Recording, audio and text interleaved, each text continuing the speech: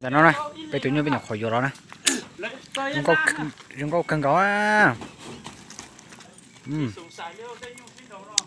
Cô trong cơ đây, nhập khỏi vô đó nè. Ô, dùng câu cần à.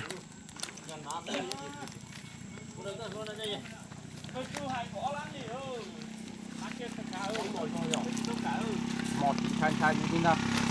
Lo, ra có thời con xua ra. Cô trong cơ á. Tôi nhỏ con lo đấy. Ô, như trong trâu cơ nè. khẩu chưa là bé họ chỉ một trong đây đó là còn rau chứ đó này Cho tôi sai à? Cô trong tay rò nè. là thân nó sai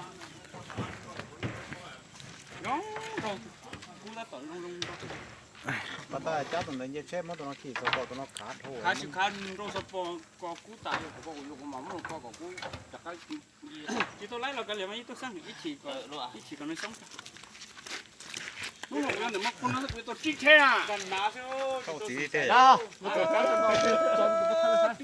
chú quên nó to rồi cho xì mà bé chơi ai không biết mấy nè Lấy cho xịt ra.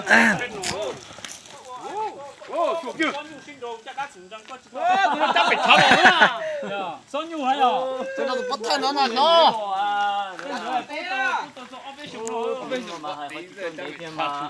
Lo, cho nó con đấy kia thì ít sống lo, bắt cho.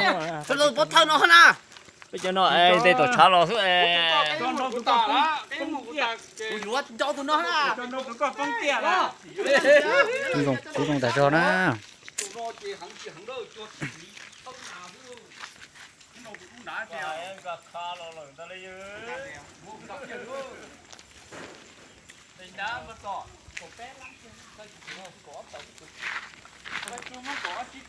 Bắt chiếc của cho mua.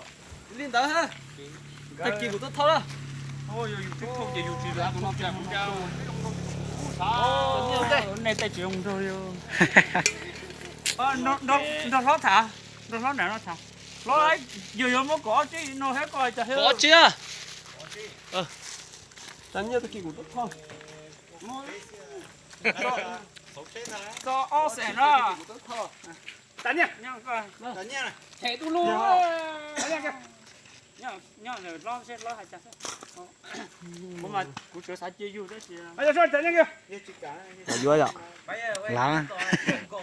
Trong tôi. có biết là tao biết xin biết trả xin dân Ở trong tôi dự. Là ở trong tôi chơi à? trả xin À. có một số tiền mới chú trở chị quá mới chú trở cho các một tôi chị luôn rồi vậy cả cái thông sửa cho mới chú để cho có con như thâu lò đi ra rồi cho hai tuần đi cú thì mới chú chị thế sẽ tới cái tiền nhẹ tiền sẽ nhẹ tiền lo làm mua cho con một cái có một cái một cái tiền bây giờ cái số ô tí tiền được chạy rồi Tua nó nhớ.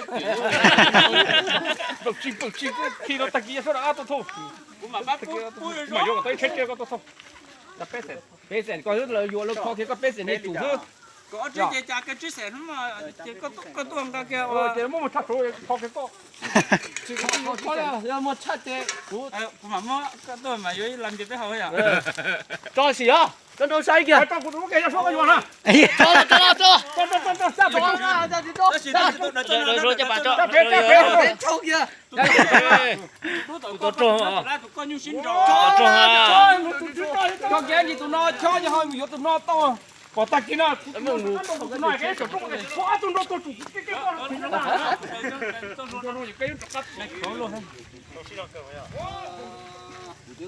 nó chơi sai trên chỉ tôi cản rồi Một cái tao cho nó hả?